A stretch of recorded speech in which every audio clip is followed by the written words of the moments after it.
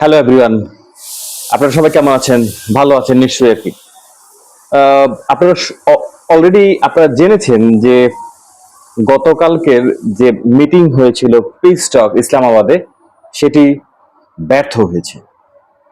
প্রশ্ন হয়েছে এবং প্রশ্ন হচ্ছে বা কিউরিওসিটি হচ্ছে কেন এটা ব্যর্থ হয়েছে। ব্যর্থতার অনেকগুলো কারণের মধ্যে মূল যে কারণগুলো সেগুলো নিয়ে আমরা আসলে আলোচনা করবো এবং মূল কারণগুলো নিয়ে এটা বেশি থাকবে আর কি, এবং তারপরের যে প্রতিক্রিয়াগুলো সেটা আর কি আমরা বলে দিচ্ছি আর কি। 21 ঘন্টা, দীর্ঘ 21 ঘন্টা দিন দরবার হয়েছে আর কি। জাতিগতভাবে ইরানিরা চেষ্টা করছে জাতিদের তাদের মানে আশা আকাঙ্ক্ষা পূরণ করার জন্য, এদিক থেকে আমেরিকা চেষ্টা করেছে তাদের যে আগের যে দিক নির্দেশনা আছে সেটাকে প্রতিফলন করার জন্য। ঠিক জেডি ভেন্স এবং গালিবাফ এর মধ্যে যে কথা হয়েছে বা মধ্যস্থতা করেছেন পাকিস্তানের প্রধানমন্ত্রী, বাট সেই জায়গাটায় হয়েছে কি যে যে জায়গাগুলো মূল জায়গাগুলো আসলে একমত হতে পারেনি। আমেরিকা বরাবরই চেয়েছে যে ইরানের যে পারমাণবিক কর্মসূচি আছে সেটা সম্পূর্ণভাবে তাদের হাতে তুলে দেওয়ার জন্য, অর্থাৎ সেটাকে করার জন্য, এবং সাথে সাথে আরো এমন ভাবে প্রতিশ্রুতি দেওয়া সামনের দিনগুলোতে পারমাণবিক যে কর্মসূচি সেটা যেন তারা না করতে পারে। আরো একটা বিষয় হয়েছে এরকম যে জিনিসটা হচ্ছে যে হরমুজ প্রণালীর যে সব হরমুজ প্রণালীতে যে ইরানির যে অবরোধ বা ইরানের যে ট্যাক্স দেওয়ার ব্যাপারটা যেটা থাকে আর কি, বা ইরানের যে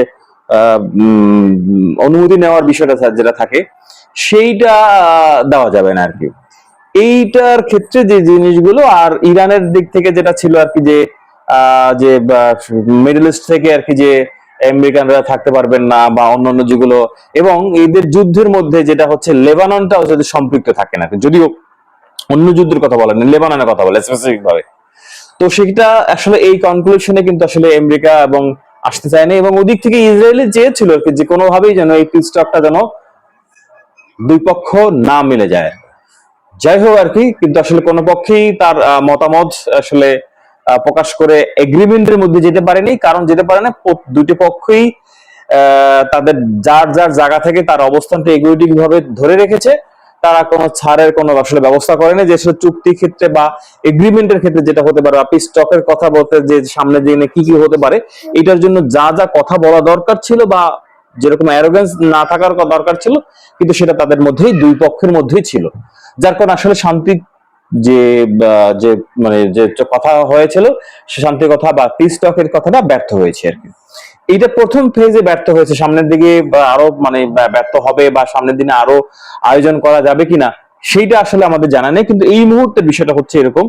ওদিকটা যেমন ইসরায়েল আর লেবাননে আক্রমণ করে যাচ্ছে, এবং একই সাথে আর একটা মেসেজ দিয়ে রাখছি আর কি, যেটা হচ্ছে কি, এবং একই সাথে তুরস্ককে ইসরায়েল বিভিন্ন ভাবে আর কি যে থ্রেট দিতে যাচ্ছে আর কি, বিভিন্ন ভাবে আর কি, এবং পরবর্তী হয়তো এরকম হচ্ছে, পরবর্তী হয়তো টার্গেটটা হচ্ছে তুরস্কের দিকেই থাকবে, ইভেন পরবর্তী সময় পাকিস্তানের দিকে থাকতে পারে, আই ডোন্ট নো।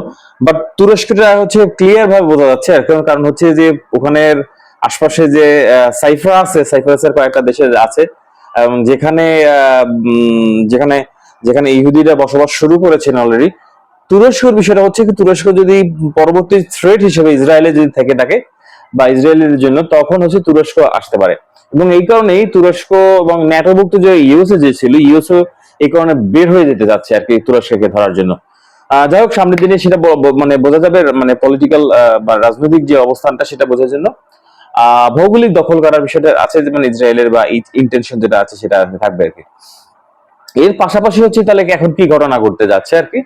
এখন স্বাভাবিকভাবেই সঙ্গত কারণে ইরান তার হরমুজ প্রণালী দিয়ে যারা যারা মানে জাহাজ পারাপার যারা করবেন তাদেরকে অবশ্যই ইরানি মুদ্রায় তাদেরকে টাকা মানে দিতে হবে আর কি। তার সাথে সাথে হচ্ছে এদিক থেকে ডোনাল্ড ট্রাম্প মানে আমেরিকার যে প্রেসিডেন্ট, তিনি বলেছেন যে যেসব জাহাজগুলো ইরানি মুদ্রায় আর কি, ইরানকে যারা টোকেন বা টাকা দিয়ে দিবে আর কি, তাদেরকে আটক করতে সেসব জাহাজগুলোকে। তার মানে হচ্ছে কি, এখানে আমেরিকার দিক দাবি আছে, এবং আমেরিকার যে মানে সিজফায়ারের যে বিষয়গুলো ছিল সেখান থেকে যে ইউরোপ থেকে তাদের সৈন্য বা বিভিন্ন দেশ থেকে সৈন্য যে মানে মিডল ইস্টে জড়ো করার সেই প্রক্রিয়াটা কিন্তু চলমান আছে। এবং তার মানে হচ্ছে কি পিস টকের মধ্যেও যেহেতু চলমান আছে, এইটা হচ্ছে সামনের দিনে আরো আমার মনে হয় গভীর গভীর থেকে আরো গভীর সংকটের দিকেই আমরা যাচ্ছি আর কি। এবং চূড়ান্ত যুদ্ধের একটা আভাস পাওয়া যাচ্ছে। আর আরেকটা আনঅফিসিয়াল জানা যাচ্ছে যে যদি ইরান এর মধ্যে থেকে যদি তার ইউরেনিয়াম সমৃদ্ধ করে থাকেন ফুললি এবং পারমাণবিক বোমা যদি বানিয়ে থাকেন আর কি, তাহলে তাহলে হচ্ছে হয়তো আগামী মানে কয়েকদিনের মধ্যে বা 2-1 সপ্তাহের মধ্যেই হয়তো সেটাকে তারা মানে মানে পরীক্ষামূলক চালাবেন আর কি, পরীক্ষা চালাবেন এবং উৎক্ষেপণ করবেন যেটা আর কি আছে আর কি। তো সেক্ষেত্রে ওয়ার্ল্ড কোন দিকে কিভাবে যাচ্ছে বা বিভীষিকাময়, আমরা জানি যে কয়েকদিন আগে এরকম একটা ছিল আর কি যে ডোনাল্ড ট্রাম্প চাচ্ছিল আর কি জাতিকে ধ্বংস করার জন্য যে স্ট্যাটাস গুলো দিয়েছিলেন সেই কথাগুলো আর কি বলার জন্য। তো যাই হোক আর কি, আমরা অবশ্যই শান্তি চাই এবং একই সাথে বাংলাদেশি যারা যারা আছি তারা তো স্বাভাবিকভাবেই একটি ফ্যান্টাসির মধ্যে ভোগী।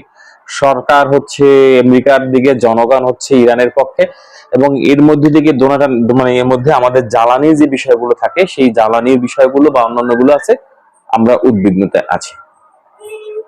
ধন্যবাদ।